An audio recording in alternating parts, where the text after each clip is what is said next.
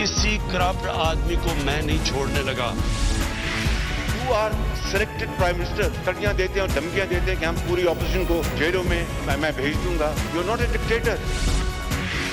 तुम तो सिर्फ कठपुतली हो, तुम्हारी तोरे तो कोई और हिला रहा है। जंग अभी जारी है, अभी हमें दायमी अमन की असल मंजिल पर पहुंचना है।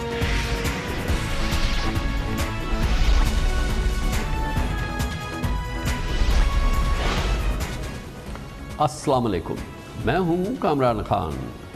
पाकिस्तान में दसियों हज़ारों जवानों का मसला पिछले कई हफ्ते से ये था कि ऑनलाइन गेम पबजी कब से खुलेगा। ऑनलाइन गेम पबजी नौजवानों के लिए एक क्रेज़ है पूरी दुनिया में, और पाकिस्तान में भी ऐसी ही कैफियत थी। लेकिन अब से कुछ हफ्ते पहले ये इस पर पाबंदी लगा दी थी PTA ने, और इस हवाले से उसको शिकायत मौसूल हुई थी, जिसके बाद इसके हवाले से इस्लामाबाद हाई कोर्ट में इस फैसले को चैलेंज किया गया था, जहां पर अब से चंद रोज़ कबल इस हवाले से फ़ैसला महफूज कर लिया गया था, जो कि आज सुना दिया गया। अदालत ने हुक्म दिया कि पबजी के हवाले से PTA अब बाकायदा तमाम फ़रीक़ैन को सुने और उसके बाद फ़ैसला करे। लेकिन फ़िलहाल फ़ौरी तौर पर पबजी पर पाबंदी हटाई जा रही है। ये पबजी था क्या, इसमें ये क्यों इस पर इस तरह का रद्द-ए-अमल देखने में आया, और अब इस्लामाबाद हाई कोर्ट ने अगर PTA के इस फैसले को कलअदम करार दे के इस ऑनलाइन गेम को ऑन कर दिया है, तो इसका पस मंज़र क्या है, ये आपको दिखाते हैं इस रिपोर्ट में। इस्लामाबाद हाई कोर्ट ने ऑनलाइन गेम पबजी पर पाबंदी ख़त्म करते हुए इसे फौरी बहाल करने का हुक्म जारी कर दिया है। इस्लामाबाद हाई कोर्ट के जस्टिस आमिर फारूक ने 10 रोज़ कबल पबजी गेम की नुमाइंदा कंपनी की दरख्वास्त पर महफूज फैसला आज सुनाया। तफसीली फैसले में कहा गया है कि कानून के मुताबिक PTA हुकाम मुतासरा फरीक को सुने बगैर गेम बंद नहीं कर सकते। PTA ने इजलास बुलाकर प्रेस रिलीज के जरिए पबजी बंद करने का ऐलान किया। PTA तमाम मुतासरा फरीक़ैन को सुनकर 7 रोज़ में पबजी गेम जारी रखने या ना रखने का फैसला करे। गुज़िश्ता समाअत पर जस्टिस आमिर फारूक ने PTA के वकील से इस्तफसार किया था कि PTA को चाहिए था कि माहिर नफ्सियात को बुलाते, उनसे राय लेते कि इसका असर क्या है, गेम पर पाबंदी कानून की किस शिक के तहत लगाई। जिस पर PTA वकील ने बताया कि इसमें इस्लाम के खिलाफ कुछ मटीरियल नज़र आया, जिसकी वजह से पाबंदी लगाई। अदालत ने कहा कि बताएं कहाँ है वो मटीरियल जो इस्लाम के खिलाफ है। जो भी एक्शन लेना है आपको इस पर अपना माइंड अप्लाई करना है। ये कहकर तो फिर जितनी गेम जितना मटेरियल है सब पर पाबंदी लगा दें। PTA वकील ने कहा कि सूरत हाल ऐसी बन गई थी कि पबजी को मुअत्तल करना पड़ा। जस्टिस आमिर फारूक ने रिमार्क्स दिए कि सूरत हाल नहीं, कानून के मुताबिक आपको फैसला करना होता है। पबजी गेम खेलने की इजाज़त ना मिलने पर पिछले महीने लाहौर में 3 बच्चों ने खुदकुशी कर ली थी, जिसके बाद इनके वुरसा की जानिब से लाहौर हाई कोर्ट से रुजू किया गया था। IG पुलिस ने भी PTA को पबजी गेम पर बंदिश लगाने के लिए खत लिखा था। वालिदैन की जानिब से पाबंदी की दरख्वास्तें मौसूल होने के बाद पाकिस्तान टेलीकम्युनिकेशन ने ऑनलाइन गेम पबजी पर पाबंदी आयद कर दी थी। इंतहाई दिलचस्प मामला है। इस पर बात करने के लिए हमने दावत दी है। हमारे साथ मौजूद हैं उसामा खिलजी, जो डायरेक्टर हैं बोलो भी। ये डिजिटल राइट्स ऑर्गेनाइजेशन है, डिजिटल राइट्स के हवाले से तर्जुमानी करती है और उसका दिफा करती है। बहुत बहुत शुक्रिया उसामा खिलजी साहब। बताइएगा, ऑनलाइन गेम्स हज़ारों हैं और ज़ाहिर है कि पाकिस्तान में भी लाखों नौजवान, लाखों जो ऑनलाइन गेमर्स हैं वो उससे महजूज़ होते हैं, उसको इस्तेमाल करते हैं। लेकिन पबजी के हवाले से जो इतना नेगेटिव सिनेरियो बना, जिसकी वजह से फिर PTA को बाकायदा इसको पाबंदी लगानी पड़ी। ऑब्वियसली इसमें कोई चीज़ तो ऐसी थी ना जो कि अनप्रेसिडेंटेड थी या जो कि अनयूजुअल थी और जो कि शायद जिससे बड़े मनफी असरात पैदा हो रहे थे। जी देखें, पबजी एक वीडियो गेम है, किसी भी वीडियो गेम की तरह, लेकिन इसमें एक ये नुक्ता है कि पबजी एक वायलेंट गेम है और अक्सर जो वीडियो गेम्स होती हैं उन पे एज की एक लिमिट होती है। तो कई ममालिक में पबजी पे 18 उम्र की लिमिट है और कई ममालिक में 16 साल की उम्र की लिमिट है। मतलब कि इस उम्र से कम जो बच्चे हैं उनके लिए ये नामुनासिब गेम है। लेकिन जहां तक बात है कि एडल्ट्स की, जो 18 या 16 साल से बड़े नौजवान हैं, उनके लिए ये गेम जो है अलाउड है और मुनासिब है। तो मेरे ख्याल से जो बात होनी चाहिए वो ये होनी चाहिए कि हम अवेयरनेस फैलाएं, पेरेंट्स के साथ जो वालिदैन हैं वो कंट्रोल करें अपने बच्चों को। उसामा साहब ये बताइएगा कि अगर हम वालिदैन पर ही जिम्मेदारी लगाएं तो फिर जो माशरे की जिम्मेदारी है या जो रियासत की जिम्मेदारी है وہ بھی تو امپورٹنٹ ہے نا، ورنہ تو ہر چیز میں ہم والدین کی ذمہ داری لگائیں کہ آپ انشور کریں کہ آپ کے بچے منشیات استعمال نہ کریں، آپ ہی انشور کریں کہ آپ کے بچے کوئی اینٹی سوشل ایکٹیویٹی میں نہ انوالو ہو، لیکن بہرحال ریاست کو اپنا کردار ادا کرنا ہوتا ہے۔ نہیں کامران صاحب، ریاست ایک ملک ہے، اس کے قانون ہے، ان کو جو ہے رد عمل کر کے جو ہے انہیں کام کرنے ہیں۔ بچوں کی تربیت کرنا ریاست کا کام تو نہیں ہے، وہ والدین کا ہی کام ہوتا ہے، اور گھر میں جو ویڈیو گیم وہ کھیل رہے ہیں اس پہ پابندیاں ڈالنا تو والدین پہ ہی ذمہ داری آتی ہے، یہ ہمیں ریاست پہ نہیں چھوڑنی چاہیے، کیونکہ پھر جو ہے ہم دیکھتے ہیں آگے بہت زیادہ مسائل ہو جاتے ہیں، سینسرشپ ہو جاتی ہے، اور ریاست کے پاس اس طرح کے اختیارات نہیں ہونے چاہیے، جو آئین کے بنیادی حقوق ہیں ان کو مد نظر رکھتے ہوئے ان کے ایکشنز ہونے چاہیے۔ لیکن بہرحال حکومت کا قانون کی ذمہ داری ہے کہ جو ایسا اوپن سورس مٹیریل ہے جس کے نقصان دہ اثرات ہیں، اور اس کھیل کے حوالے سے لاہور میں باقاعدہ والدین نے رجوع کیا تھا، 2 بچوں نے سوسائڈ کمٹ کی تھی، اور باقاعدہ والدین جو تھے وہ پھر پہنچے تھے پولیس کے پاس کہ بھائی یہ جو گیم ہے اس کے بڑے وائلنٹ، جیسے آپ نے کہا کہ اس کے وائلنٹ بڑے، اس میں جو یہ وائلنس پرون گیم ہے، تو بہرحال ریاست کو اپروچ کیا تھا باقاعدہ شہریوں نے کہ اس کے خلاف یا اس پر پابندی لگائی جائے۔ دیکھیں اس پہ کورٹس نے بہت اچھا کامنٹ دیا ہے کہ یہ نفسیاتی جو سائیکالوجسٹ ہیں ان کو یہ پروب کرنا چاہیے، اور میرے خیال سے مجھے نہیں لگتا کہ ایک گیم کی وجہ جو ہے صرف ایک گیم کی وجہ سے کوئی خودکشی کرے گا، یہ مینٹل ہیلتھ کا ایشو ہے جو ہمارے ملک میں بہت بڑا مسئلہ ہے، جو لوگ مینٹل ہیلتھ لیکن اسامہ صاحب آپ کا جو آرگومنٹ ہے یہ کم و بیش وہی آرگومنٹ ہے جو امریکہ میں نیشنل رائفل ایسوسیشن دیتی ہے، جو وہاں کی سب سے مضبوط تنظیم ہے، جس کا کہنا یہ ہے کہ جیسا کہ امریکہ میں ہے کہ اسلحہ کی آزادانہ خرید و فروخت کا پہ کوئی پابندی نہیں ہونی چاہیے، اور یہی ہوتا ہے امریکہ میں جو شخص چاہے جس وقت چاہے جس قسم کا چاہے اسلحہ جا کے خرید لے، اور اس کا استعمال پھر یہ رائفل ایسوسیشن نہیں، اس کے پیچھے انسان جو ہے وہ وائلنس کرتا ہے یا اس کو استعمال کر کے کسی کو قتل کرتا ہے، لیکن پوری دنیا میں اس آرگومنٹ کو نہیں تسلیم کیا جاتا، اور اس قسم کے معاملات پہ ریاست اور قانون بنائے گئے ہیں تاکہ اس کو روکا جائے۔ تو جیسا کہ بھی آپ نے فرمایا کہ اس گیم کو اس کے کیا منفی اثرات ہوتے ہیں یہ والدین دیکھیں، اور اس کے کیا ریپرکشنز ہیں، یہ بھی جو ہے یہ کام جو ہے وہ انڈیویجول کا ہے کہ وہ اس کو خود ہی اس کا انالیسس کرے، قانون بیچ میں نہیں آنا چاہیے، مگر بہرحال یہ قانون پھر کس چیز کے لیے ہوگا؟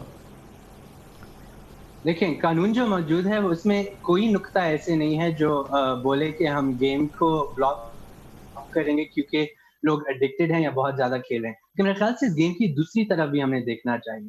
ایک تو سب سے بڑی بات یہ ہے کہ ایک معاشی ذریعہ بھی بن گیا ہے کافی نوجوانوں کے لیے، پوری دنیا میں گیمنگ کے پورے ٹورنامنٹس ہوتے ہیں، ای اسپورٹس کی پوری انڈسٹری ہے جس میں کمپیٹیٹیو گیمنگ ہوتی ہے، اور جس طرح اور کھیل کھیلے جاتے ہیں اسی طرح آن لائن ویڈیو گیمنگ بھی کھیلی جاتی ہے جس میں ٹورنامنٹس ہوتے ہیں۔ یہ ایک ہیلدی ایکٹیویٹی ہے جس کے ذریعے لوگوں کے کمپٹیشنز ہوتے ہیں۔ اسامہ یہ جو آپ یہ جس کانسیپٹ کی آپ بات کر رہے ہیں ذرا اس کو ایکسپلین کیجئے کہ اس کو ہم مونیٹائز کیسے کر سکتے ہیں؟ یہ بڑا انٹرسٹنگ بات ہے جو عام پاکستانیوں کو، جیسے ہم لوگ ہیں، ہمیں نہیں پتہ ہے، لیکن جو بچے اس میں جو اس میں انوالو ہیں ان کو پتہ ہوگا۔ تھوڑا سا یہ ایکسپلین کیجئے کہ اس کو کیسے مونیٹائز کیسے کیا، جو اس کا معاشی پہلو آپ نے اجاگر کیا۔ دیکھیں بہت سارے گیمنگ ٹورنامنٹس آن لائن ہوتے ہیں جس میں پاکستانی بھی کافی بچے پارٹیسپیٹ کرتے ہیں۔ ہم نے ماضی میں بھی دیکھا ہے بہت مختلف گیمز میں پاکستانی نوجوانوں نے ملینز آف ڈالرز جیتے ہوئے ہیں ان گیمز کی ٹوٹل اگر دیکھیں ان گیمز کے ذریعے۔ تو اسی طرح ٹورنامنٹ میں آپ پارٹیسپیٹ کرتے ہیں جس طرح آپ کسی کرکٹ یا ٹینس کے ٹورنامنٹ میں پارٹیسپیٹ کرتے ہیں، اور اگر آپ کی سکل بہت زیادہ ہو، آپ کی سکل اچھی ہو تو اس میں آپ پرائز جیت سکتے ہیں، اور اس پرائز کے ذریعے آبویسلی آپ کو ایک مانیٹری بینیفٹ ہوتا ہے جس میں تھاؤزنڈز آف ڈالرز کے ورتھ آپ کو پرائزز ملتے ہیں۔ بہت سے نوجوان اپنے ایمبیشنز رکھتے ہیں اس گیم میں بہتر ہونے کے لیے، اور جب وہ آن لائن دیکھتے ہیں تو پی ٹی اے بلاک کر چکی تھی اس گیم کو، جس کے ذریعے وہ کمپیٹیٹیو گیم میں سکلز بہتر کرتے ہیں۔ بتائیے نا اس کا ایک ہیلدی پروڈکٹیو روڈ میپ دیجئے کہ اس پورے سیکٹر کو ہم آرگنائز کر سکیں، ہم اس کو मोनेटाइज कर सकें और जो इसके जेन्युइनली नेगेटिव जो फॉलआउट्स हैं उसको माइनस कर सकें, ताकि जैसा कि आपने कहा बहरहाल इसका एक पॉजिटिव एंगल है। बिसाइड एंटरटेनमेंट वो हर एक का हक है, जाहिर है। बिल्कुल बिल्कुल बिल्कुल, आपने दुरुस्त फरमाया। सबसे पहले ये होना चाहिए कि टूर्नामेंट्स जो हैं उनको इनकरेज करें, आप गेमिंग को इनकरेज करें। जितने लोग गेमिंग करेंगे उनकी प्रैक्टिस बेहतर होगी, उनका स्किल लेवल बेहतर होगा, और ये नौजवानों के लिए एक एम होता है, एक नुक्ता होता है कि इन्होंने इस लेवल पे पहुंचना है, और इस लेवल से आगे जाके जब वो पहुंच जाएंगे उनके स्किल्स इतने अच्छे हो जाते हैं कि वो इंटरनेशनली भी कम्पीट कर सकते हैं। और इसके अलावा नेशनली भी हम लोकल टूर्नामेंट्स काफ़ी होने शुरू हो गए हैं, और भी इनको जो है प्रमोट करना चाहिए कि ई स्पोर्ट्स इंडस्ट्री जो है एक बहुत बड़ी इंडस्ट्री बन रही है पूरी दुनिया में, और पाकिस्तानी बच्चे भी इसमें बहुत ज़्यादा अच्छे स्किल्स वाले हैं। इसके अलावा हम पाकिस्तान में देखते हैं वीडियो गेम डेवलपमेंट भी एक बहुत बड़ी इंडस्ट्री है, जिसमें लोकल पाकिस्तानी टैलेंट बहुत ज़बरदस्त किस्म के ग्राफिक्स बना के नए गेम्स भी बना रहे हैं। बहुत बहुत शुक्रिया। उसामा खिल जी हमारे साथ मौजूद है, डिजिटल राइट एक्टिविस्ट हैं, ऑर्गेनाइजेशन बोलो भी से कनेक्टेड हैं, उसके साथ मुंसलिक है। कमर्शियल ब्रेक, उसके बाद कराची का रोज़ाना का रोना कि कराची वालों को पानी नहीं मिलता, आधा शहर ख़रीद के पानी ख़रीदता है, इस्तेमाल करता है, और पानी माफिया जो है वो कराची को रोज़ाना की बुनियाद पर लूटती है। हुकूमत सिंध पीपल्स पार्टी के पास है 12 साल में कराची के इस रोने का 1 इंच भी फ़ायदा नहीं हुआ, उसका मुदावा नहीं हुआ है। अब पीटीआई की हुकूमत आई है, 2 साल हो गए हैं, उसके वादे भी दूर दूर तक वफा होते नज़र नहीं आए हैं। न जाने कहाँ गए वो डीसैलिनेशन प्लांट्स जिसका पीटीआई के तमाम बड़ों ने वादा किया था। इसके बारे में बात करेंगे छोटे से वक्फे के बाद। पूरे पाकिस्तान में रहने वाले हमारे नाज़रीन अब तो अच्छी तरह से जानते होंगे कि सिंध के ख़जाने में 95% कंट्रीब्यूट करने वाला कराची, जो कि इस वफाक में भी तकरीबन 60 से 65% उसके ख़जाने में कंट्रीब्यूट करता है। यहाँ पे सड़क नाम की चीज़ें नहीं हैं, मजबूत सड़कें, बेहतर सड़कें, कुशादा सड़कें नाम की कोई चीज़ नहीं है। ये वो शहर है इस साइज़ का जहाँ पे पब्लिक ट्रांसपोर्ट नाम की कोई शय नहीं है, कोई पब्लिक बस यहाँ नहीं चलती। यहाँ पे दूसरी ज़रूरियात ज़िंदगी, कूड़ा करकट उठाने का निज़ाम तितर बितर है, बेपनाह गंदगी आपको हर तरफ नज़र आती है। मगर ये सब कुछ तो बाद में होगा। यहाँ पीने को पानी नहीं है, साफ़ पानी पीने का लेना ये कराची वालों के लिए दूभर है। अब तो सख्त गर्मियाँ हैं, लेकिन आम दिनों में भी आधा शहर ख़रीद के पानी ख़रीदता है, अपने लिए इस्तेमाल करता है। और ये वही पानी है जो दरअसल है वो इसलिए कि उनके घरों तक पाइप्स के ज़रिए, नल के ज़रिए पहुँचे, लेकिन वो उनको बाज़ार से टैंकर से ख़रीदना पड़ता है। और जो टैंकर माफिया है वो उसको कोई क़ुव्वत नहीं रोक पाई कि वो महाना अरबों रुपए कराची वालों से ना बटोरे। इस पूरी सूरत हाल में 12वां साल मुकम्मल हो चुका है पाकिस्तान पीपल्स पार्टी की हुकूमत का। कराची की पानी की किल्लत जहाँ पर खड़ी थी वहीं खड़ी है। इस दौरान वादे बहुत हुए हैं, मगर पीपीपी की हुकूमत ने कराची के पानी के हवाले से भी एक कदम भी आगे नहीं बढ़ाया है।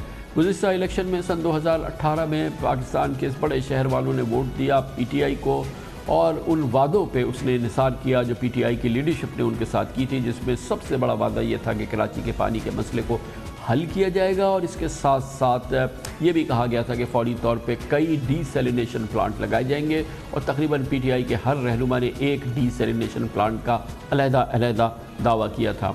मगर ये सब कुछ ना हो सका। ये 2 साल भी गुजर गए, पीपल्स पार्टी के 12 साल भी गुजर गए। कराची जहाँ खड़ा था वहीं खड़ा है, और पानी की प्यास बढ़ती जा रही है। आज पाकिस्तान के सबसे बड़े 2 करोड़ से ज़ायद आबादी के शहर को ज़रूरत का आधा पानी भी मैसर नहीं। किल्लत के बायस पानी फ़रोख्त करने का कारोबार बढ़ता ही जा रहा है। हाइड्रेंट्स के जायज़ और नाजायज़ कारोबार से कौन कौन मुस्तफ़ीद हो रहा है, ये एक अलग बहस है। शहर के सेटल्ड और पॉश इलाकों में भी लोग टैंकर्स के ज़रिए 4 से 7 हज़ार रुपये फ़ी टैंकर देने पर मजबूर हैं। कराची में 575 के करीब कच्ची आबादियां हैं। इसके अलावा 900 गोट भी हैं जहां किसी किस्म का कोई वाज़ेह निज़ाम मौजूद नहीं, और वहां भी लोग फ़ी टैंकर 2500 तक कीमत अदा कर रहे हैं। कराची को 65 करोड़ गैलन पानी की फराहमी का मंसूबा K4 13 साल से ताख़ीर का शिकार है। कभी मंसूबे के डिज़ाइन तो कभी रूट में तब्दीली की बातें सामने आईं। फिर लागत 25 अरब से 100 अरब तक पहुंच गई।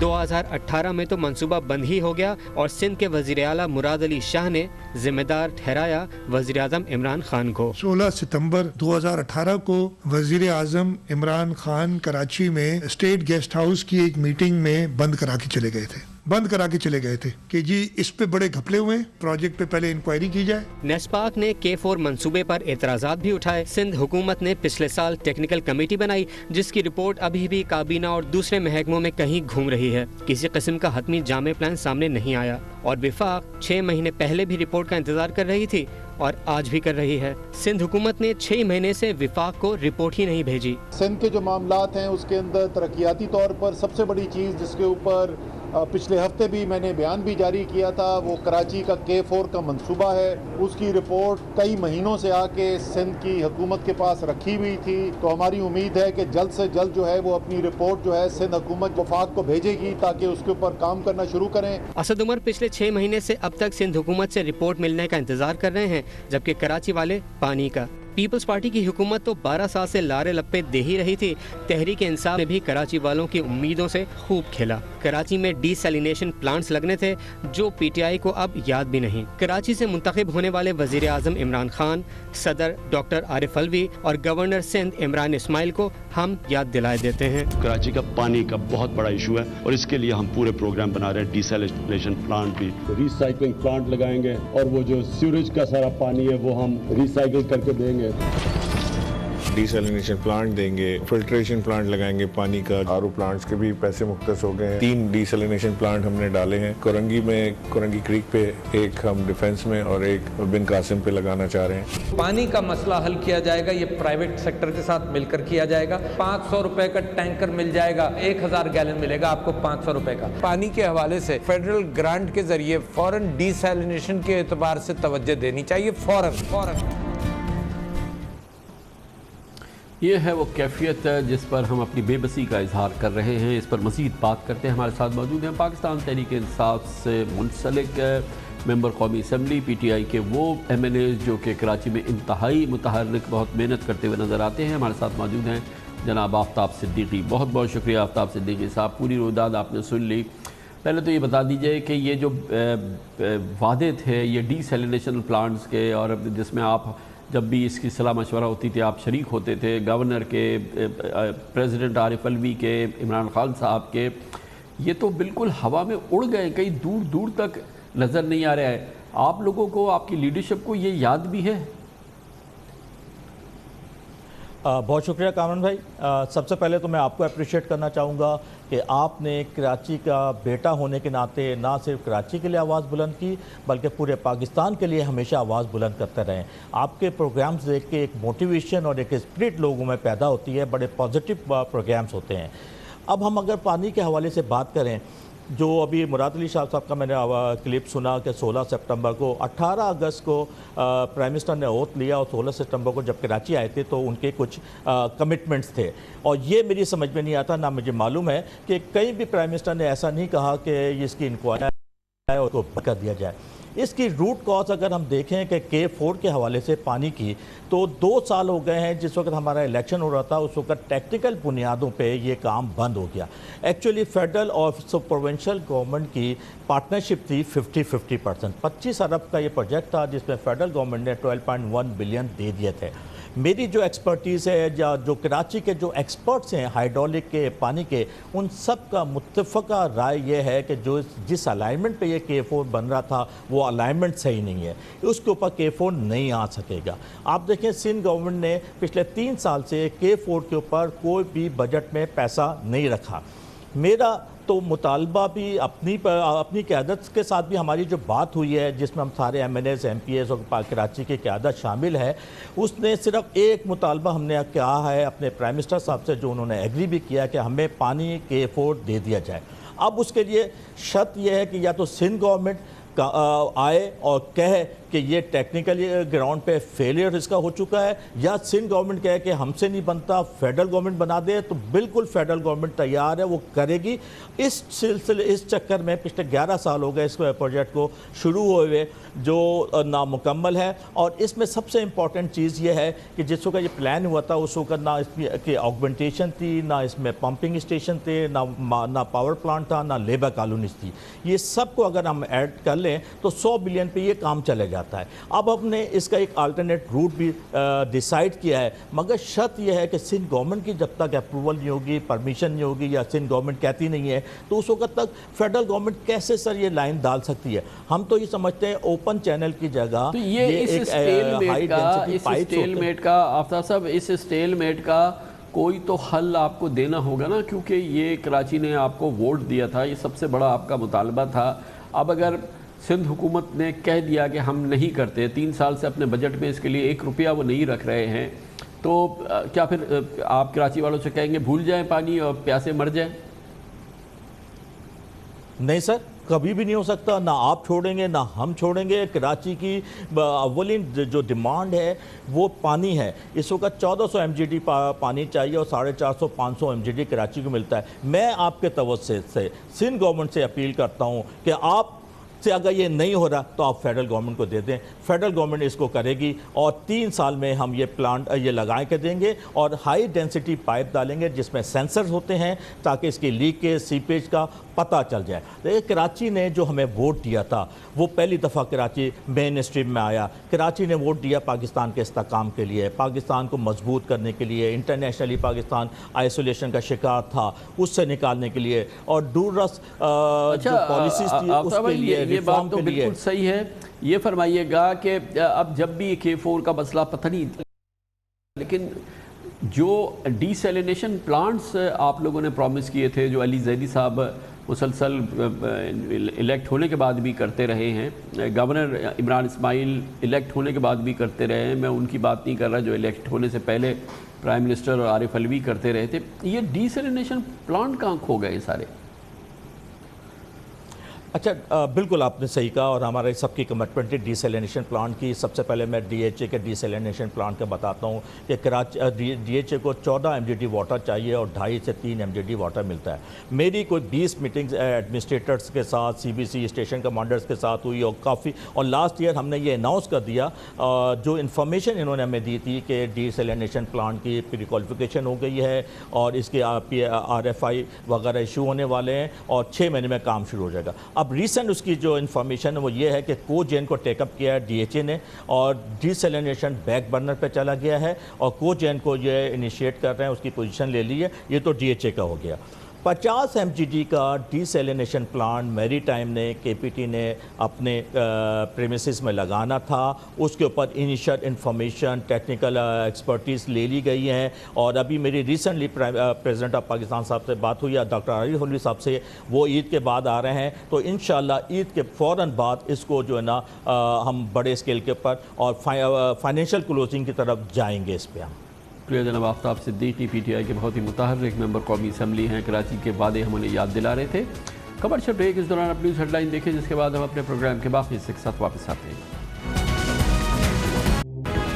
آج بہت اہم دن ہے اور اس کا تعلق ترکی میں ہونے والے اس واقعے سے ہے جس کا اسلامی تاریخ میں باقاعدہ ذکر ہوگا۔ آج ترکی کے شہر استنبول میں عالمی تاریخ کی عظیم ترین عمارتوں میں شامل آیا صوفیہ ایک بھرپور اور ایک بار پھر ایک بڑی مسجد کی حیثیت سے اس میں آغاز ہو گیا۔ آج 86 سال بعد نماز جمعہ وہاں ادا کی گئی، اور یہ تاریخ کی ایک عظیم عمارت ہے جو کہ اب اپنی مسجد کی پوری شان و شوکت کے ساتھ آج بحال ہو گئی۔ آج پوری دنیا میں ان مناظر کو ٹیلی ویژن چینلز نے براہ راست دکھایا۔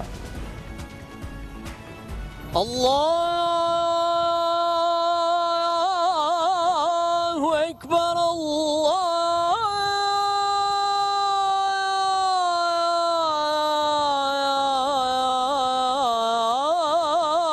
اکبر، الحمد للہ رب العالمین، الرحمن الرحیم، سمع اللہ لمن حمده الله أكبر الله أكبر السلام عليكم ورحمة الله. آج اس سے قبل امام مسجد آیا صوفیہ عظیم مجاہد اور سلطنت عثمانیہ کے عظیم لیڈر سلطان محمد فاتح کی تلوار کے ہاتھ میں لیے ہوئے منبر پر آئے اور خطبہ جمعہ ادا کیا.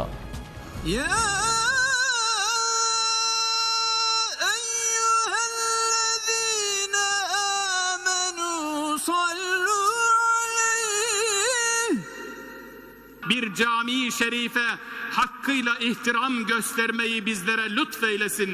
Kültürümüzün ve kimliğimizin korunmasında, Ayasofya Camii'mizin yeniden ibadete açılmasında başta zat-ı devletleri. آج اس انتہائی اہم تاریخی ڈیولپمنٹ کا 100% کریڈٹ جاتا ہے ترکی کے صدر رجب طیب اردوغان کو، جنہوں نے کہ ترکی کی عدالت عظمیٰ کے فیصلے پر عمل کیا اور آج باقاعدہ مسجد آیا صوفیہ میں انہوں نے نماز جمعہ ادا کی، جہاں پہ 86 سال بعد یہ نماز جمعہ ادا ہوئی. نماز جمعہ کی ادائیگی کے بعد ان کا کہنا تھا کہ ترکی کے عوام برسوں سے اس دن کے لیے ترس رہے تھے. انہوں نے آج کے دن کو لمبی جدوجہد کا ایک نتیجہ قرار دیا. Gençlik yıllarından beri hep özlemimizdi. ہم اپنی جوانی سے ہی اس دن کے لیے ترس رہے تھے. ہم ہمیشہ کہتے رہے ہیں زنجیروں کو توڑ دیں اور آیا صوفیہ کھولیں. ہم نے اپنی مشترکہ کوششوں سے 86 سال لمبے عمل کو تکمیل تک پہنچایا. آیا صوفیہ سب کی خدمت جاری رکھے گی. مسلمانوں کی ایک بطور مسجد اور پوری انسانیت کے لیے ثقافتی ورثے کا ایک مقام رہے گی جس میں تمام مذاہب کے ماننے والے آ سکتے ہیں. مجھے ابھی سرکاری اعداد و شمار موصول ہوئے ہیں. 3.5 لاکھ افراد نے نماز جمعہ میں شرکت کی. یہ ایک عظیم محبت کا پیش خیمہ ہے. اس موقع پہ عوام کے جذبات دیدنی تھے. اسی لیے یہ کہا جا رہا ہے کہ حالیہ اسلامی تاریخ کا یہ ایک انتہائی درخشندہ باب ہے جو رقم کیا گیا. میں اپنے جذبات کا اظہار نہیں کر سکتا، کچھ احساسات کا اظہار نہیں کیا جا سکتا، لیکن میری آنکھوں میں خوشی کے آنسو آ گئے. میں بہت خوش ہوں. اپنے ہی ملک میں یہ مسجد جو محمد فاتح نے فتح کی تھی بند کر دی گئی تھی اور مجھے بہت خوشی ہے کہ اس کو دوبارہ کھول دیا گیا ہے. میں یہاں آیا صوفیہ میں نماز جمعہ ادا کرنے آیا ہوں. تمام مسلمان آج اپنی تمام مصروفیات چھوڑ کر یہاں پہنچے. ہم نے 86 سال کے بعد ایک عظیم جگہ کو دوبارہ کھلتے دیکھا ہے. میں 38 سال کا ہوں اور خدا نے ہمیں یہ موقع عطا کیا.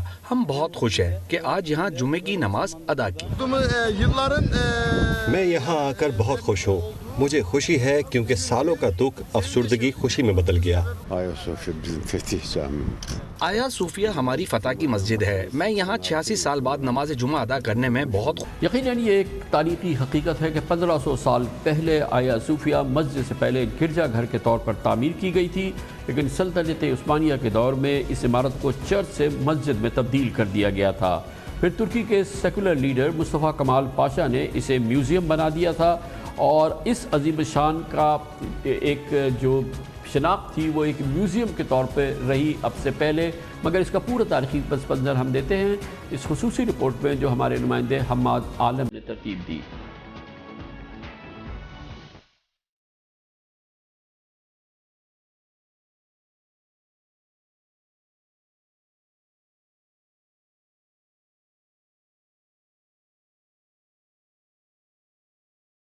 بازنطینی بادشاہ کانسٹنٹینیس دوم نے 360 میں آیا صوفیہ کی تعمیر کی اجازت دی اور اس کی چھت لکڑی سے بنائی گئی، لیکن فسادات کے باعث یہ عمارت جل کر خاکستر ہو گئی. تھیوڈوسیس دوم نے 415 میں بڑے پتھروں کی مدد سے اس کی تعمیر نو کی، لیکن 532 عیسوی میں نکاح بغاوت کی ہنگامہ آرائی میں یہ عمارت زمیں بوس ہو گئی. کچھ باقیات آج بھی محفوظ ہیں. اس کے بعد سن 532 میں بازنطینی بادشاہ جسٹینین اول کے دور میں اس عمارت کو دوبارہ تعمیر کیا گیا.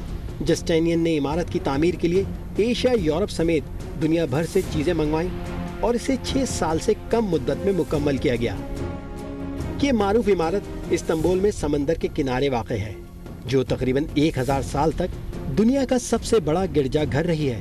1453 میں سلطنت عثمانیہ کے سلطان محمد دوم کے دور میں قسطنطنیہ کو فتح کر لیا گیا، जिन्होंने शहर का नाम तब्दील करके इस्तांबुल रखा। सुल्तान मोहम्मद दोम ने आया सोफिया में जुमे की नमाज अदा की और इस इमारत को मस्जिद में तब्दील करने की ख्वाहिश जाहिर की, जिसके बाद इमारत के साथ मीनार खड़े कर दिए गए और मेहराब बनाने के अलावा इस्लामी तज़ीन व आराइश भी की गई। 1616 में इस्तांबुल की मारूफ सुल्तान अहमद मस्जिद की तामीर तक आया सोफिया ही शहर की मरकजी मस्जिद थी। 1931 में बाइजेंटाइन इंस्टीट्यूट ऑफ अमेरिका के बानी थॉमस विटमोर इस्तांबुल गए और उस वक्त के तुर्की के सदर मुस्तफ़ा कमाल अतातुर्क से आया सोफिया में बाज़ंतीनी नक़ूश पर से प्लास्टर हटाने और इसे मस्जिद से म्यूजियम में तब्दील करने की इजाज़त तलब की। 1935 में अतातुर्क ने असेंबली में मंजूरी के बाद आया सोफिया को म्यूजियम में तब्दील करने का हुक्म सादर कर दिया। यूनेस्को ने अजीम इमारत को आलमी सकाफती विरसे में शामिल किया हुआ है। ये तुर्की की अहम तरीन सयाहती इमारतों में से एक है, जहाँ 2019 में 38 लाख सयाह की आमद हुई। यकीनन इस डेवलपमेंट पर यूरोप में तनकीद की जा रही है, तुर्की की और तुर्की के सदर की, कि एक इमारत जिसका कि एक सेकुलर तशख़्ख़ुस था उसे मस्जिद में तब्दील कर दिया गया।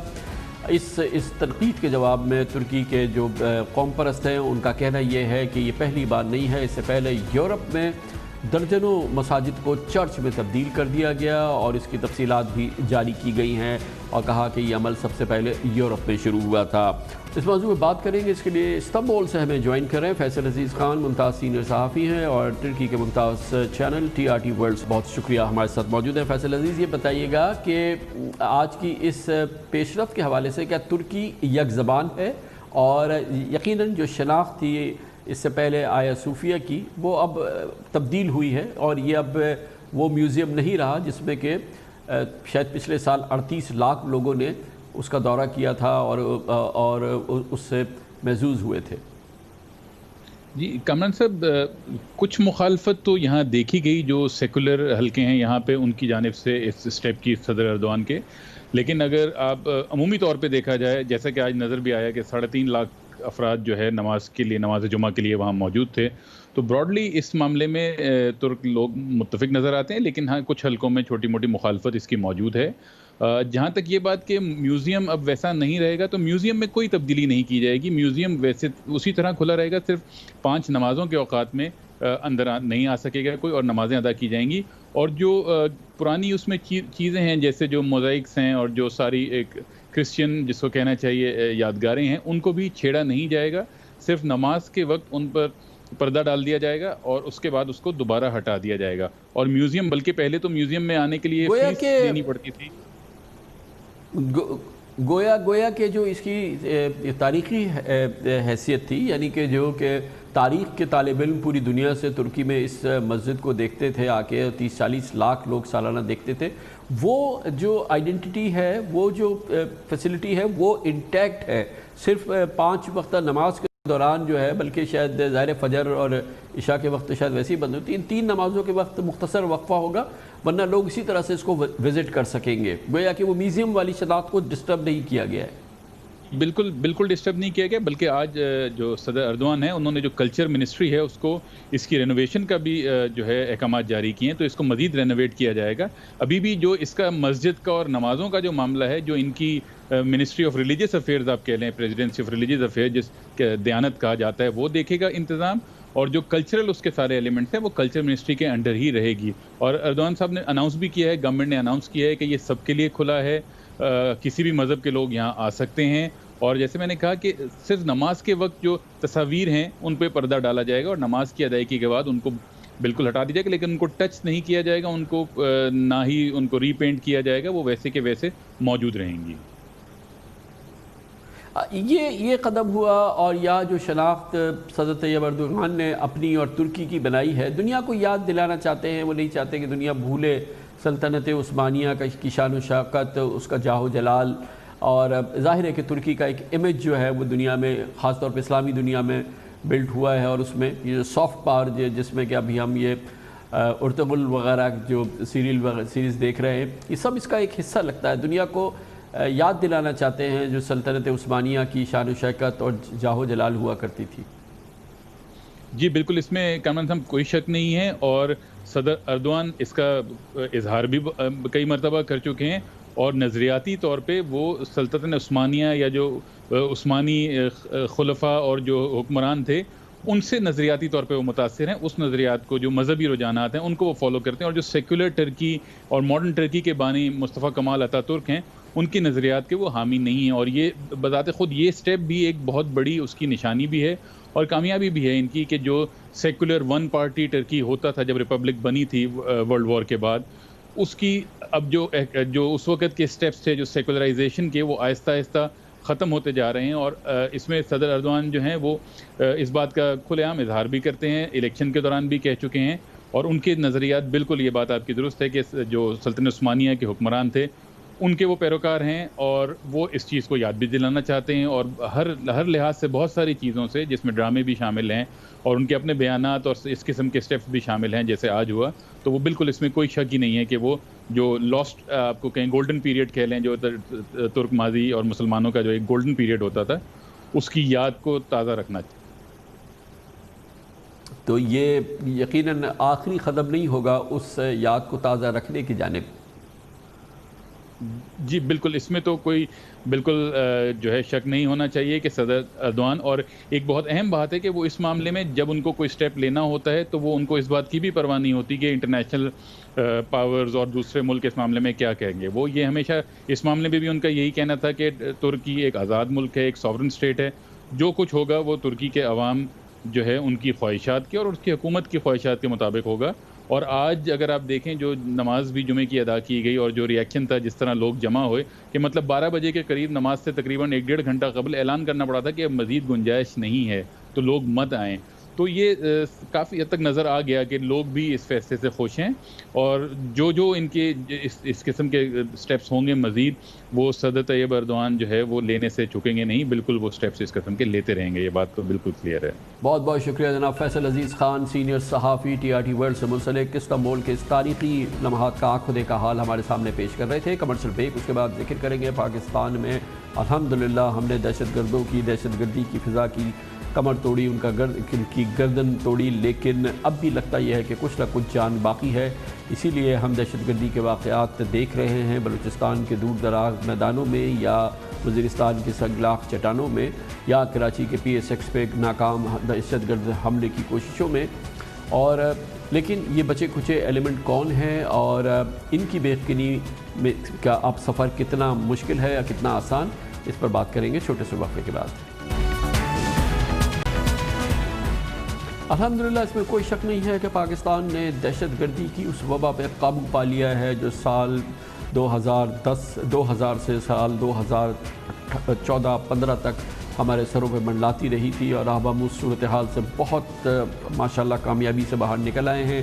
لیکن اس کے باوجود دشمن چین سے نہیں بیٹھا ہے. بھارت کی خفیہ ایجنسی را اور دوسرے ملکوں کی خفیہ ایجنسی سے بھی کہ پاکستان کے ان لوگوں کو جن کو کہ ورغلایا گیا ہے, جو کہ گمراہ ہوئے ہیں, ان کو استعمال کیا جائے, بلکہ جھونکا جائے کسی صورت سے پاکستان میں بدامنی پیدا کرنے کے لیے. اور اس قسم کے واقعات اس کی گواہی دیتے ہیں, جیسے کہ پاکستان اسٹاک ایکسچینج میں ناکام دہشت گردی کا واقعہ ہے جس میں 5 دہشت گرد مارے گئے تھے, اور کسی قسم کا الحمدللہ کوئی نقصان پاکستان اسٹاک ایکسچینج کی عمارت کو یا اس کاروبار کو نہیں ہوا تھا. لیکن اس کے باوجود اطلاعات کے مطابق بھارت کی خفیہ ایجنسیز, دوسری ایجنسیز اب بھی ان ٹیررسٹ ایلیمنٹس کو استعمال کرتی ہیں, کیونکہ اپنے اندر کے حالات پہ سے نگاہ ہٹانے کے لیے, ڈسٹریکشن کے لیے, یا پاکستان کو ڈی اسٹیبلائز کرنے کے لیے یہ بہت ضروری سمجھا گیا ہے. اسی وجہ سے پاکستان میں مختلف اقدامات کیے جاتے ہیں, یا یہ کہ اس حوالے سے پاکستان کی انٹیلیجنس ایجنسیز بڑی زبردست ان پہ نگاہ رکھتی ہیں, اور اس حوالے سے سیکیورٹی اداروں کو الرٹ کرتی رہتی ہیں. ایسا ہی الرٹ اس وقت پاکستان کے بڑے شہروں میں جاری ہے. کراچی میں ایک مخصوص کونسلیٹ جنرل کے حوالے سے ایک بار پھر الرٹ آیا ہے کہ شاید ایک بار پھر اس کو نشانہ بنانے کی کوشش کی جائے. اسی طرح سے اسلام آباد میں اور لاہور میں بھی اسی قسم کے الرٹس موجود ہیں کہ شاید دہشت گرد کسی بھی صورت میں ڈی اسٹیبلائز کرنے کی کوشش کریں یا دہشت گردی کے کسی واقعے کو استعمال کرنے کی کوشش کریں بے چینی اور بدامنی پھیلانے کے لیے. مگر الحمدللہ بالکل قابو میں ہے.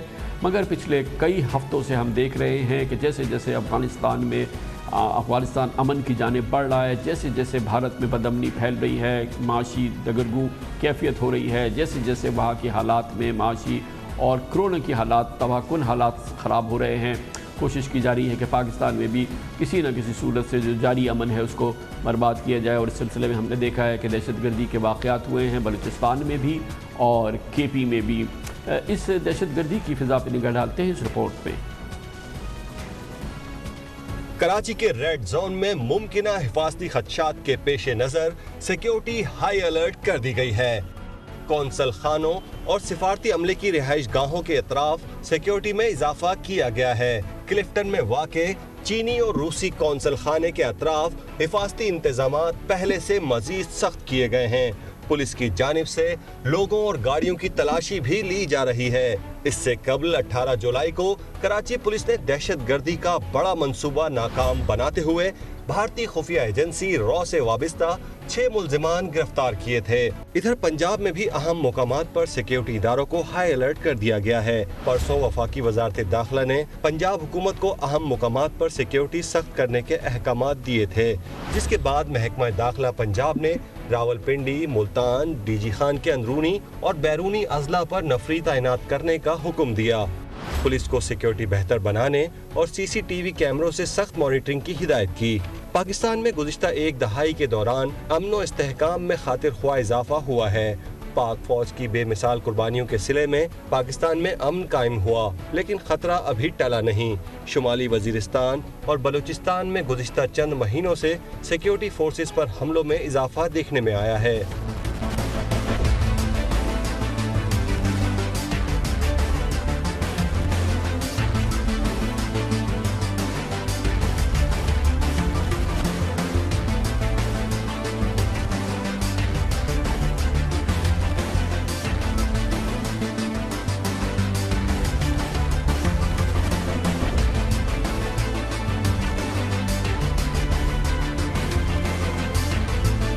پاکستان میں سیکیورٹی امور کے نامور ایکسپرٹ اور director centre for research and security studies جناب امتیاز گل ہمارے ساتھ موجود ہیں۔ امتیاز گل صاحب، فرمائیے گا کہ جو ہم نے حالیہ تیزی دیکھی ہے بلوچستان کے کچھ علاقوں میں اور کچھ قبائلی علاقوں میں، ہمارے سابقہ قبائلی علاقے ہیں، یہ ایک دوسرے سے جڑی ہوئی ایکٹیویٹی ہے اور یا نہیں، اور کیا ان کے تانے بانے آپس میں ایک دوسرے سے ملتے ہیں، اور یہ تیزی حالیہ دنوں میں تیزی کی کیا وجہ ہو سکتی ہے؟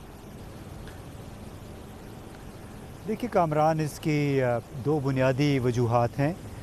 ایک تو یہ کہ جس طرح افغانستان کے امن پروسیس میں ایک ہمارا پڑوسی ملک ارریلیونٹ ہوتا چلا گیا ہے، اب ان کو جو اپنے ان کے ہم نوا لوگ ہیں افغانستان کے اندر، ان کی پوزیشن بھی خطرے میں نظر آئی، تو لہٰذا انہوں نے اپنی فرسٹریشن، اپنے غصے کا اظہار اس انداز میں کیا کہ جو ماضی میں تواتر کے ساتھ ہماری سیکیورٹی فورسز پہ حملے ہوتے رہے، ان پہ حملوں میں انہوں نے اضافہ کر دیا۔ دوسرا بڑا فیکٹر جو کہ بہت واضح ہے کہ بھارت کو لداخ میں چین کے ہاتھوں جو ہزیمت اٹھانی پڑی ہے، اس کا مودی سرکار کے پاس کوئی جواب نہیں تھا، کوئی دفاع نہیں تھا، تو بڑا انہوں نے سوچ سمجھ کے پاکستان کے جو مغربی علاقے ہیں وہاں پہ دہشت گردی میں اضافہ کیا۔ میں یہی اس کو دہشت گردی ہی کہوں گا، ان کو انڈائریکٹلی سپورٹ کیا۔ آپ کی رپورٹ میں جو براس کا بھی ذکر ہے، میں سمجھتا ہوں وہ بھی ایک وہیکل ہے دہشت گردی کا دوسرے ملکوں کے ایما پہ۔ تیسری، اگر آپ دیکھیں کہ لائن آف کنٹرول ہمارے کشمیر کا جو علاقہ ہے، وہاں پہ بھی بے شمار خلاف ورزیاں ہوئی ہیں، کئی 100 افراد گزشتہ تقریباً 4 برسوں کے دوران وہاں پہ شہید کیے گئے ہیں، اور پچھلے 3-4 ہفتوں کے دوران ان واقعات میں مزید اضافہ ہوا ہے، جس سے اندازہ ہوتا ہے کہ اندرونی طور پہ بھارتی قیادت کو جس خفت کا سامنا کرنا پڑا ہے، اس کو مٹانے کے لیے انہوں نے سرحد کے پار علاقوں میں اپنے جارحانہ صاحب یہ بتائیے گا کہ وہ حکمت عملی جو کہ ہماری سیکیورٹی فورسز نے دہشت گردوں کو شکست دینے کے لیے استعمال کی پچھلے 20 سال 15 سال کے دوران، اور پھر خاص طور پہ پچھلے 6 سال میں 5 سال کے اندر، آپ کے خیال میں اس کی کنٹینیوٹی ہی ان بچے کھچے عناصر کی بھی بیخ کرنے کے لیے کامیاب ہوگی، یا اس میں کچھ تبدیلی کی ضرورت ہے حکمت عملی میں؟ देखिए कामरान ने तो बहुत वाज़ेह है कि जब तक बैरूनी असरात के तहत ये लोग काम करेंगे उस वक्त तक हमारे लिए एक मुस्तकिल चैलेंज रहेगा। हमारे इदारों के दरमियान कोऑर्डिनेशन जो है वो एक गैर मामूली हद तक हो चुकी है गुज़िश्ता 8-10 बरसों के तजुर्बे की वजह से। ये जो वक्तन फ़वक्तन सिक्योरिटी अलर्ट आते रहते हैं उसकी भी वजह यह है कि हमारा जो क्राइसिस मैनेजमेंट और कॉन्फ्लिक्ट प्रिवेंशन के जो मैकेनिज़्म है, चाहे वो हमारी इंटेलिजेंस एजेंसीज़ है, चाहे काउंटर टेररिज्म अथॉरिटी है, ये सब मिलजुल के डेटा इकट्ठा भी करते हैं और उसको एनालाइज भी करते हैं, उसी की बुनियाद पे अलर्ट्स भी जारी करते हैं। तो बड़े शुक्र की बात है, खुशी की बात है कि इस मरबूत निज़ाम की वजह से वक्त पे इत्तला मिलने की वजह से बहुत सारे मंसूबे नाकाम भी हो जाते हैं, वो मंसूबे जिनका जिक्र प्रेस में आता भी नहीं है। हमें तो सिर्फ वो पता चल पाता है जब कहीं खुदा न खास्ता धमाका हो जाता है, कहीं पे फायरिंग हो जाती है। तो ये एक मुस्तकिल चैलेंज है और इसका बराह रास्त ताल्लुक़ अफ़गानिस्तान और भारत के साथ हमारे ताल्लुकात का है। बहुत बहुत शुक्रिया जनाब इम्तियाज़ गुल हमारे साथ मौजूद थे। कमर्शियल ब्रेक, उसके बाद जिक्र होगा पाकिस्तान में वो नाकामी जो कि इस हुकूमत की शायद बड़ी नाकामियों में से एक है, वो ये कि प्राइवेटाइजेशन का प्रोग्राम 2 साल हो गए हैं, आगे नहीं बढ़ा है। सारी हुकूमत की ही कमज़ोरियाँ नहीं हैं, कई और वाक़यात हुए ख़ास तौर पर कोरोना की सूरत हाल, लेकिन अब मज़ीद तसाहुल नाकाबिल बर्दाश्त होगा। अब नहीं और कभी नहीं की बात है, क्योंकि मईशत की सबसे बड़ी ज़रूरत है कि ये कौमी कॉरपोरेशन जो कि कौमी ख़जाने से अरबों सैकड़ों अरबों रुपए सालाना चूस रही हैं, इनकी निचकारी की जाए, इससे छुटकारा हासिल किया जाए। ये प्राइवेटाइजेशन का प्रोग्राम कहाँ खड़ा है ये आपको बताएंगे छोटे से वक्त के बाद। PTI हुकूमत के 2 साल के दौरान जो बड़ी नाकामियाँ हैं उनमें एक बड़ी नाकामी ये है कि निचकारी के प्रोग्राम पे अमल नहीं हुआ। पाकिस्तान की मईशत की इंतहाई अहम ज़रूरत यह है कि कौमी कॉरपोरेशंस जो कि कौमी ख़जाने से सालाना 400 से 600 अरब रुपए चूस जाती हैं, उनकी निचकारी की जाए, उनकी प्राइवेटाइजेशन की जाए। और जैसे कि इससे पहले पाकिस्तान में निचकारी का इंतहाई कामयाब तरीक़ाकार रहा है और जिससे पाकिस्तान की मईशत को बेपनाह फ़ायदा हुआ है, उसी रोल मॉडल पे, उसी टेम्पलेट पे अमल किया जाए जैसे कि MCB, हबीब बैंक, UBL और KE वगैरह की निचकारी हुई थी। लेकिन हुकूमत इस सिलसिले में बड़ी नाकामी का शिकार रही है। 2 साल निचकारी प्रोग्राम आगे नहीं बढ़ा है, जहाँ से शुरू हुआ था वहीं खड़ा है। निचकारी के वज़ीर मोहम्मद मियाँ सुब्रो हैं, बहुत ही तजुर्बेकार बैंकार भी हैं, शख्सियत हैं। पाकिस्तान के साबिक गवर्नर, स्टेट सेनेट चेयरमैन, साबिक वज़ीर आज़म, साबिक गवर्नर सिंध हैं, मगर निचकारी प्रोग्राम के हवाले से उनकी कारकर्दगी में अभी कुछ पॉजिटिव यील्ड कौम ने नहीं देखी है और ये बहुत ही अहम मामला है। अब एक बार फिर निचकारी प्रोग्राम को एक्टिवेट किया गया है। पिछले 3-4 महीने से कोविड की वजह से इसमें फ़िलहाल हमने सदमेरी देखी थी और कल वफाकी वज़ीर निचकारी मियाँ मोहम्मद सुब्रो एक बार फिर एक्टिव नज़र आए। तवील अरसे के बाद उन्होंने बैंक प्रेसिडेंट से मुलाकात की और उन्होंने निचकारी प्रोग्राम के हवाले से जो इस वक्त सबसे इम्पॉर्टेंट और सबसे लो हैंगिंग फ्रूट अवेलेबल है, यानी कि 2 पावर प्रोजेक्ट, बल्लू की पावर प्लांट और हवेली बहादुर शाह पावर प्लांट के हवाले से जो प्राइवेटाइजेशन होनी है, उस हवाले से उन्होंने बैंकर्स को इनकरेज किया कि वो जो लोग बिड कर रहे हैं पाकिस्तानी, उनकी मदद करें। इसके अलावा ये भी फैसला हुआ है परसों प्राइवेटाइजेशन बोर्ड के इजलास में कि अब फौरी तौर पर services hotel Lahore, first women bank, house building finance bank और इसके अलावा जिना कन्वेंशन के जो सेंटर है, इनकी ट्रांजैक्शंस की जाए और इसकी निचकारी की जाए। मगर ये आपके लिए बहुत इंपॉर्टेंट है जानना कि अब जो कि 2 इम्पॉर्टेंट पावर प्लांट्स जिनकी के प्राइवेटाइजेशन की बात की गई है, इसका ऐलान तो हुकूमत ने 31 अक्टूबर 2018 को कर दिया था, यानी कि तब्दीली हुकूमत के 3-4 माह के अंदर ऐलान हो गया था कि ये प्राइवेटाइजेशन होने वाली है। और RLNG से चलने वाले बल्लू की पावर प्लांट और हवेली बहादुर प्लांट जो कि न्यू ब्रांड थे, ख्याल ये था कि हुकूमत को इससे कसीर आमदन होगी। इसीलिए बारहा हुकूमती वज़ीर कहते रहे कि हुकूमत इस निचकारी को 2019 में मुकम्मल कर लेगी, मगर ऐसा नहीं हुआ और वो ख्वाब के इस हुकूमत पाकिस्तान को तकरीबन $2 अरब की आमदन होगी, वो भी दूर दूर तक नज़र नहीं आया। हत्ता कि अब हम 2020 की जुलाई के आखिर में पहुँच गए हैं। हम ये समझते हैं कि जो RLNG के प्लांट्स हैं जिनकी प्राइवेटाइजेशन इस साल इंशाल्लाह दिसंबर जनवरी तक होगी, उसमें हम तकरीबन 300 अरब रुपए की आमदनी देख रहे हैं। और अब हमारी कोशिश है कि इसको फास्ट ट्रैक पे प्राइवेटाइज किया जाए ताकि प्रोडक्टिविटी मुल्क में बढ़े। اس سال LNG سے چلنے والے 2 بجلی گھروں اور چند چھوٹے اداروں کی نجکاری کی جائے گی، جس سے $2 ارب حاصل ہوں گے۔ 2 پلانٹس RLNG بیسڈ گورنمنٹ کے حویلی بہادر شاہ اور بلو کی، یہ 2 تو پچھلے سال ہی پرائیویٹائزیشن لسٹ پہ آ گئے تھے کہ ان کو پرائیویٹائز کرنا ہے، اور ان پہ تقریباً سارا کام مکمل ہو چکا ہے اور سپٹمبر کے اینڈ پہ ان کی بڈز کال ہو جائیں گی۔ یہ وہ وعدے ہیں جو سن 2019 کے حوالے سے کیے گئے تھے اور جو کہ حکومت نے بجٹ میں اس کے لیے باقاعدہ رکھ بھی لیا تھا، ایلوکیشن بھی ہو گئی تھی کہ نجکاری سے یہ رقوم حاصل ہوں گی، مگر یہ نہیں ہو سکا، حتیٰ کہ 2020 آ گیا اور جنوری 2020 میں نئی تاریخیں دے دی گئیں کہ 2020 یعنی کہ اس سال کے جو فائنینشیل ایئر ہے جو کہ 30 جون کو ختم ہو گیا، اس تک نجکاری کا ایک بڑا پروگرام عمل درآمد ہو جائے گا۔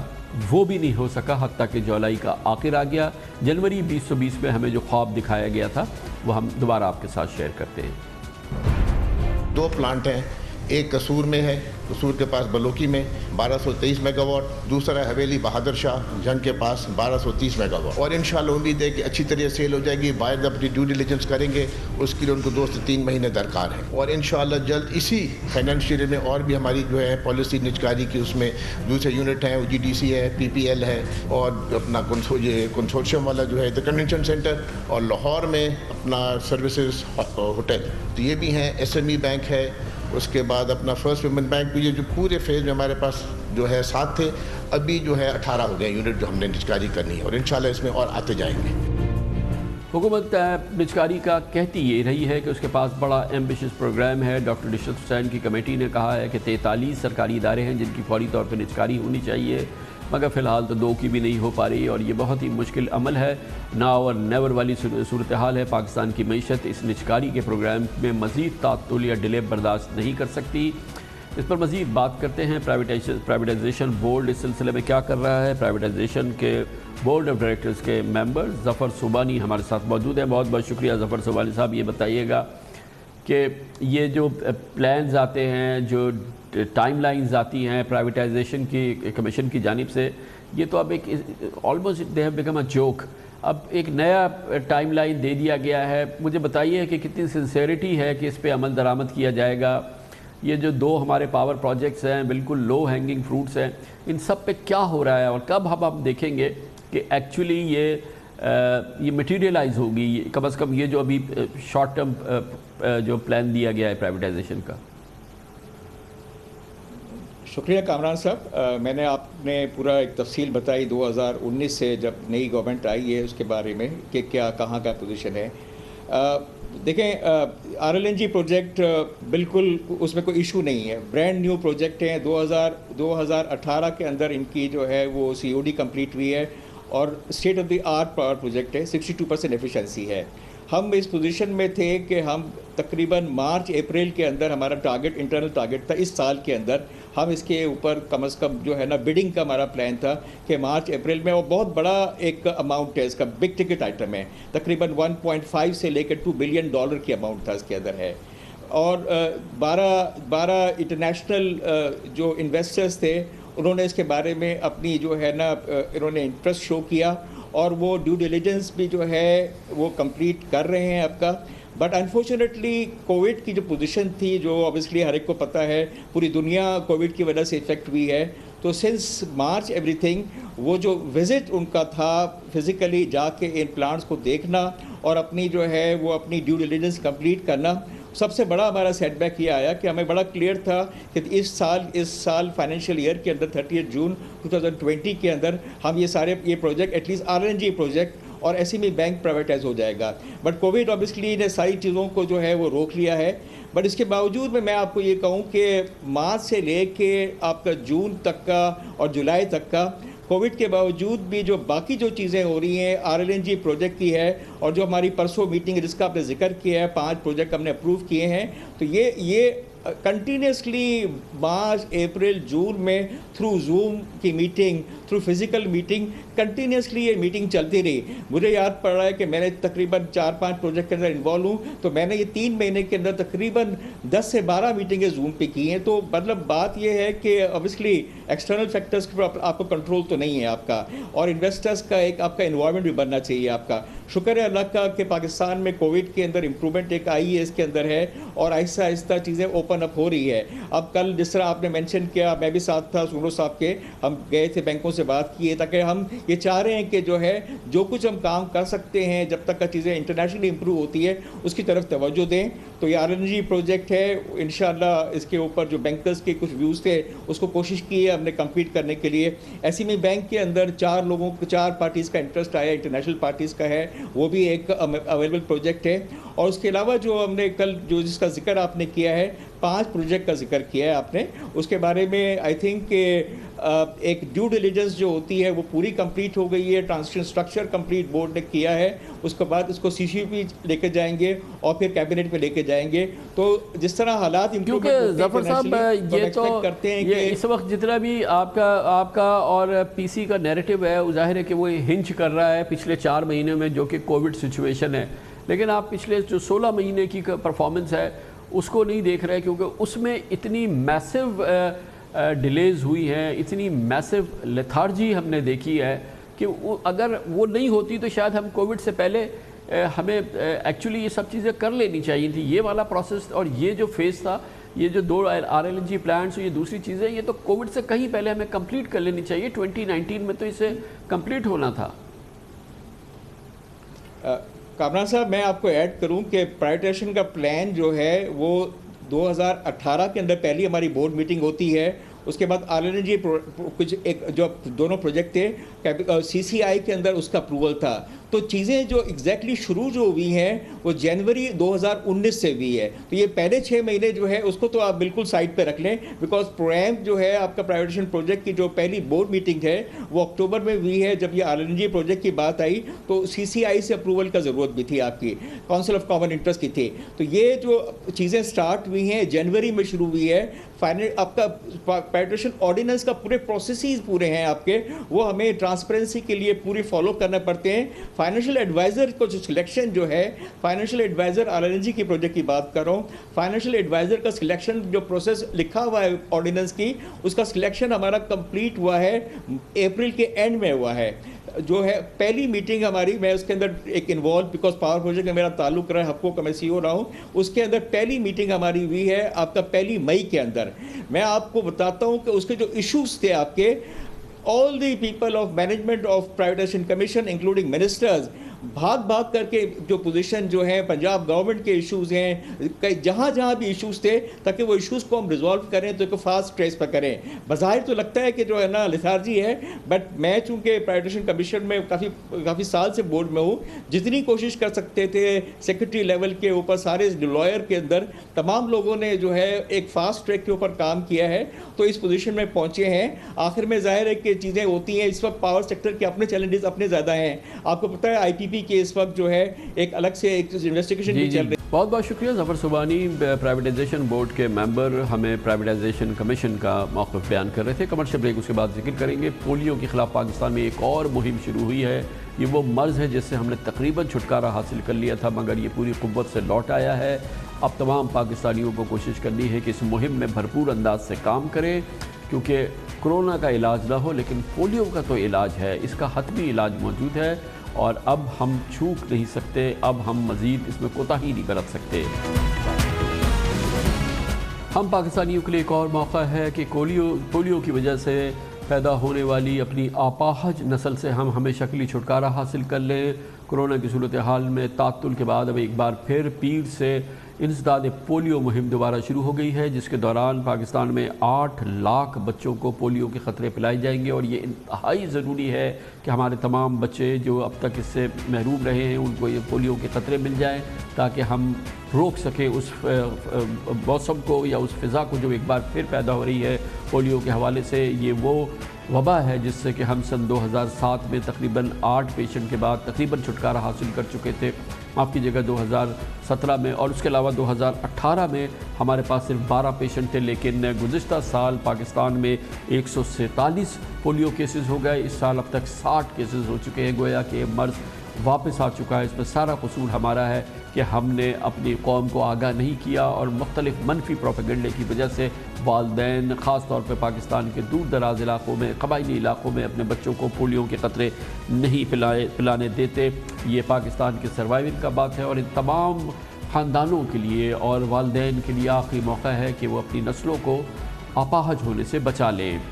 पूरी सूरत हाल पे बात करते हैं, उन असरात पर जो कि इस वक्त हावी हैं, जो रास्ते में आते हैं, जिसकी वजह से इंसदाद पोलियो मुहिम हर पाकिस्तानी बच्चे को जिसकी अब तक ज़रूरत है, जिसने अब तक नहीं लिए हैं, उन तक नहीं पहुँचते। इस पर बात करते हैं। काउंसिल ऑफ इस्लामिक आइडियोलॉजी के सरबरा मोहतरम क़िबला एयाज़ हमारे साथ मौजूद हैं। क़िबला एयाज़ साहब, बहुत बहुत शुक्रिया। एक बार फिर बताइएगा कि आपके इल्म में है पाकिस्तान के दूर दराज इलाकों में, कबायली इलाकों में आज भी वालिदैन इस असर के तहत हैं, इस झूठे प्रोपेगेंडे के तहत हैं कि इन बच्चों को पोलियो के ख़तरे ना पिलाने दें, और इस तरह से वो अपने बच्चों की और हमारी नस्लों की ज़िंदगियों को ख़तरे में डाल रहे हैं। इनको कैसे समझाया जाए? क्या इनको मैसेज देना चाहेंगे आप? बहुत अहम सवाल आपने पूछा। बेशक ये बात आपकी बिल्कुल सही है कि जो दूर दराज के इलाके हैं वहाँ पे ये मसला मौजूद है, लेकिन दूर दराज इलाकों के अलावा कराची के अंदर भी इस किस्म की शिकायत आई हैं, और पेशावर से भी कुछ लोगों ने इस किस्म की शिकायत की हैं देहाती इलाकों में।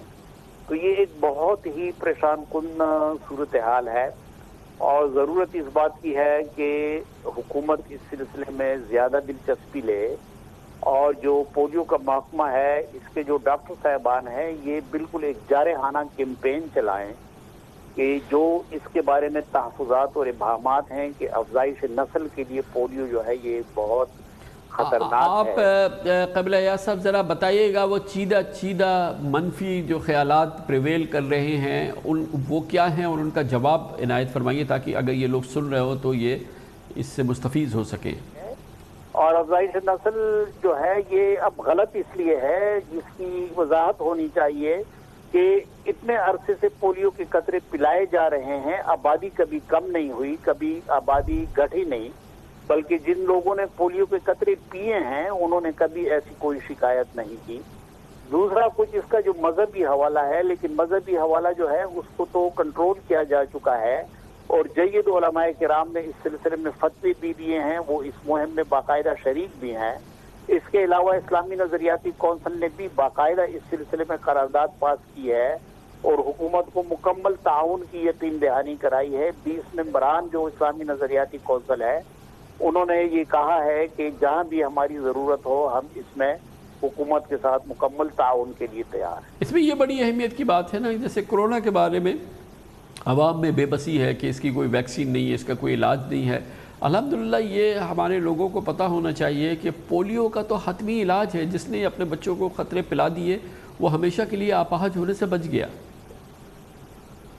बिल्कुल ये बात सही है, लेकिन ये जो लोग प्रोपेगेंडे करते हैं वो कुछ बेहतियातियाँ हो जाती हैं। मसलन अभी एक ये शिकायत आई थी कि टाइम बाद यानी वक्त गुजर गया और कुछ ख़राब किस्म के पोलियो के कतरे थे जो पिलाए गए, जिसकी वजह से बच्चों को अस्पताल जाना पड़ा।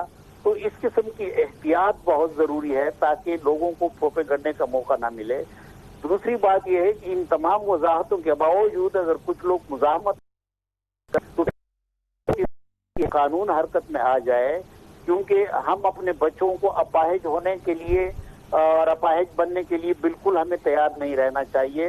दूसरी बात यह है कि इसका एक तो सेहत का पहलू है, सेहत के साथ साथ इसका मुआशी पहलू भी है, और वो ये है कि इस बात का खतरा है कि अगर हम पोलियो का इंसदाद न कर सके तो फिर पाकिस्तान के ऊपर सफरी पाबंदियां लगने का खतरा है, और सफरी पाबंदियां जब लग जाएं तो यकीनन हमारी मुआशी सूरत हाल पे इसके बड़े मनफी असरात पड़ेंगे। तो इस वजह से और ये जो मज़ाहमत हुई है, ये जो इससे पहले इंसदाद पोलियो मुहिम की मज़ाहमत हुई है, इसका सबसे बड़ा देखें ना नुकसान ये हुआ है कि 2017 में तो तकरीबन हम इससे फारिग हो गए थे, सिर्फ 8 मरीज़ थे, लेकिन फिर ये मुज़ाहमत हुई और अब देखें कि फ़ौरी तौर पे गुज़िश्ता साल 147 मरीज़ हो गए, अब तक 60 मरीज़ हो चुके हैं, اور یہ صاف نظر آ رہا ہے کہ اس مزاحمت کی وجہ سے ہماری نسلیں اپاہج ہو رہی ہیں۔ بالکل، یہ بالکل بات صحیح ہے۔ اس سلسلے میں سمجھتا ہوں کہ اگر موجود قوانین میں گنجائش ہے تو موجود قوانین کے مطابق ان لوگوں کو سزا ملنی چاہیے، نہیں تو باقاعدہ قانون سازی ہونی چاہیے۔ یہ ایک بہت ہی حساس معاملہ ہے اور بہت ہمارے لیے اہم معاملہ ہے۔ اس وقت صرف پاکستان اور افغانستان دو ممالک ہیں، تو پاکستان اور افغانستان دونوں کو مل کر ایک مشترک فورم بنا کر، اور کیونکہ ان کے آنے جانے کی جو تعداد ہے وہ بہت زیادہ ہے، اس وقت صرف طور خم نہیں ہے بلکہ خرلاچی بھی ہے، غلام خان بھی ہے، اس کے علاوہ مختلف اور سپین بلڈگ بھی ہے جہاں پہ افغانی اور پاکستانیوں کا آنا جانا ہے۔